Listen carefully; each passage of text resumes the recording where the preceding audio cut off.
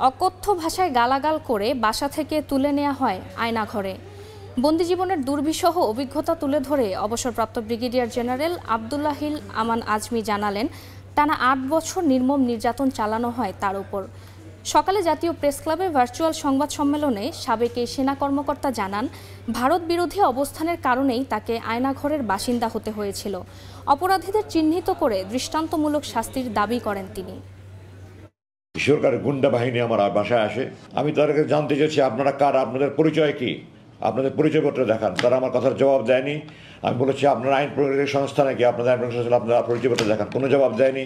আমি জিজ্ঞাসা করেছি আমার বিরুদ্ধে কোনো মামলা আছে, কোনো ওয়ারেন্ট আছে? মামলা ওয়ারেন্ট ছাড়া আমাকে আপনারা গ্রেফতার করতে পারেন না। তারা আবার কোনো কথার জবাব না দিয়ে খালি বলছে হাত দেন, হাত দেন, হাত দেন, হাত দেন, হাত করা হাতে নিয়ে বসে আছে, হাত দেন, হাত দেন, হাত দেন। এবং এই পর্যায়ে দ্যাট অফিসার একটা অসভ্য, তার পারিবারিক কোনো শিক্ষা আছে বলে আমি মনে করি না। কোন ভদ্রলোকের মানুষ এরকম করতে পারে না। আমার মতো একজন ব্রিগেডিয়ার জেনারেলকে সে তুই তাকারি করে কথা বলেছে।